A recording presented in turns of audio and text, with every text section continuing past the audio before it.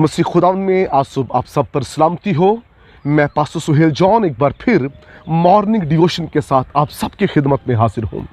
खुदा के लोगों, हम सीख रहे हैं खुदा की हजूरी, हैकल की मामूरी।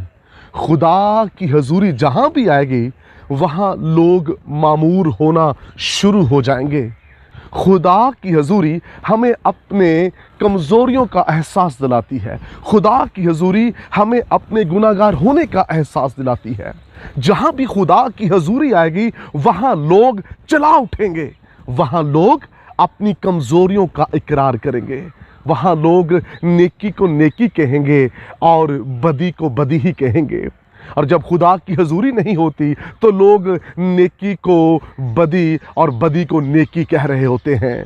चीज़ों को ठीक तरीके से हम बयान नहीं कर रहे होते। लेकिन खुदा की हजूरी इस कदर खूबसूरत है कि वो आपकी सोच को बदल कर रख देती है, वो आपके रवैयों को बदल कर रख देती है। खुदा की जब हजूरी आती है फिर शराबी अपने नशे से आज़ाद होते हैं। जो सुबह सवेरे उठते और नशे के दर पर होते हैं फिर उनकी हालत बदलती है, फिर उनके दिल बदलते हैं। जो दरबारों पर जाते हैं, जो और मबूदों को मानते हैं, खुदा की हजूरी आने के बायस उनकी सोचें बदल जाती हैं और जैसे वो तब्दील होते हैं वो रूह से ममूर होना शुरू हो जाते हैं। पतरस जब एक जगह पहुंचा तो उसने खुदा के कलाम को सुनाया और वहां लोग रूह से ममूर नहीं थे। जैसे पतरस ने खुदा का कलाम सुनाया उन लोगों को एहसास हुआ तो खुदा का रूह उन पर नाजिल हुआ और वो बेगाना जुबानें बोलने लगे और खुदावंद की सिताइश करने लगे। इसलिए जहां कहीं भी खुदा की हजूरी आती है वहां लोग रूह से ममूर होते हैं। लोग खाली नहीं जाते। रूह की ममूरी के साथ साथ इंसान की जिंदगी में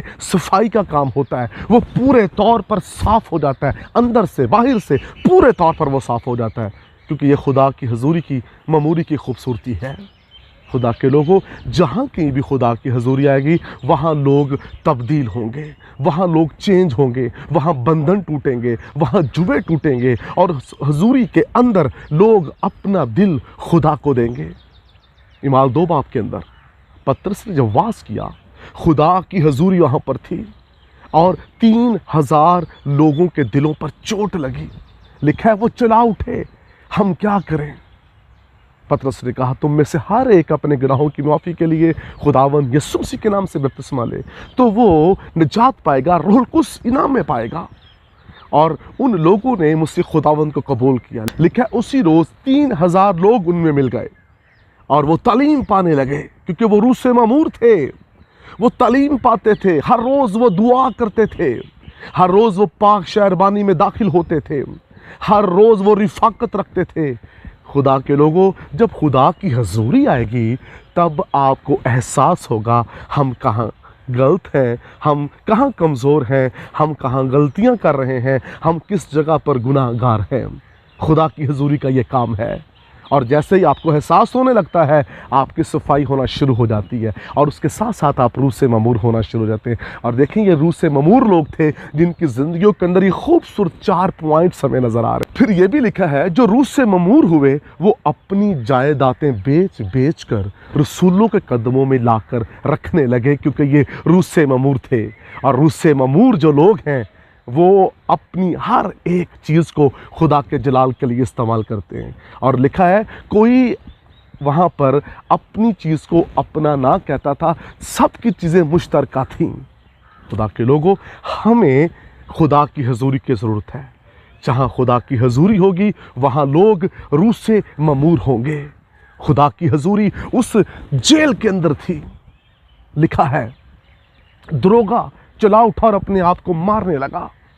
उसे एहसास हो गया इस चीज़ का और लिखा है उसने कहा ऐ साहबों मैं क्या करूं कि निजात पाऊं।